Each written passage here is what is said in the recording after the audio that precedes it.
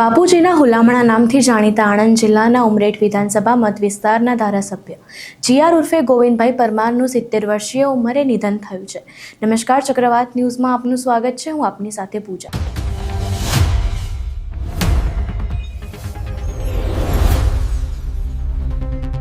મોદી સરકારમાં મંત્રી રહી ચૂકેલા પૂર્વ કૃષિ મંત્રી, આણંદ જિલ્લાના ઉમરેઠ વિધાનસભા મત વિસ્તારના ધારાસભ્ય અને ભાજપ નેતા ગોવિંદભાઈ પરમારનું 70 વર્ષીય ઉંમરે હાર્ટ એટેક આવવાના કારણે નિધન થયું છે। ગોવિંદભાઈ પરમારને વહેલી સવારે અચાનક તબિયત બગડતા હૃદયરોગનો હુમલો આવ્યો હતો। ત્યારબાદ તેમને તાત્કાલિક સારવાર માટે આણંદ હોસ્પિટલમાં ખસેડવામાં આવ્યા હતા, પરંતુ સારવાર દરમિયાન તેમને અંતિમ શ્વાસ લીધા હતા। તેમને નિધનથી ઘર પરિવારજનોમાં અને ભાજપમાં શોકનો માહોલ આવી ગયો છે। ગોવિંદ પરમારના 2 પુત્રો છે, અશોક અને હર્ષદ। ગોવિંદભાઈ તેમના બેબાદ અંદાજના કારણે આણંદ જિલ્લામાં ખૂબ જ જાણીતા બન્યા હતા। ત્યારે પ્રધાનમંત્રી નરેન્દ્ર મોદીએ પણ ટ્વીટ કરીને ગોવિંદભાઈ પરમારના નિધનને લઈને શોક વ્યક્ત કર્યો છે। તેમણે કહ્યું છે કે ગુજરાત વિધાનસભાના સભ્ય શ્રી ગોવિંદભાઈ પરમારના અવસાનના સમાચારથી તેમને દુઃખ થયું છે। સામાજિક કાર્યો પ્રત્યે તેઓ હંમેશા તત્પર અને સમર્પિત રહ્યા હતા। સદત્વના આત્માની શાંતિ માટે પ્રાર્થના તથા શોકગ્રસ્ત પરિવારને હાર્દિક સાંત્વના। ત્યારે અત્યારે તેમની અંતિમ વિધિની તૈયારીઓ ચાલી રહી છે। ત્યારે ગુજરાતના પ્રદેશ પ્રમુખ જગદીશ વિશ્વકર્મા પણ તેમની અંતિમ વિધિમાં પહોંચ્યા હતા। તેમણે પણ પરિવારજનોને સાંત્વના પાઠવી છે।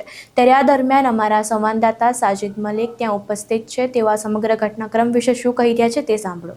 આણંદ લોકસભા મત વિસ્તારમાં સમાવેશ ઉમરેઠ વિધાનસભાના સિટિંગ ધારાસભ્ય ગોવિંદભાઈ પરમારનું ગઈકાલે દુઃખદ અવસાન થયું છે। અત્યારે ચીખોદરા સ્થિત તેમના જલાનગર નિવાસ સ્થાને તેમની અંતિમ વિધિની પ્રક્રિયા ચાલી રહી છે।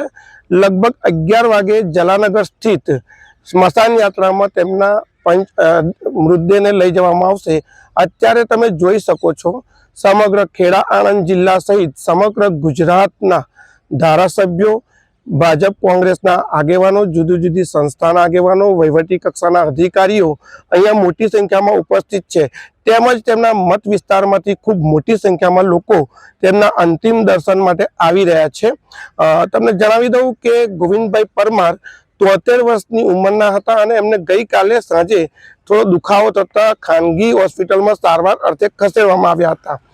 આ ઉપરાંત તેમની માહિતી આપું તો તેઓ 3 ટર્મ માટે વિધાનસભામાં અને 1997-98 દરમિયાન કૃષિ મંત્રી તરીકે સેવાઓ આપી ચૂક્યા છે।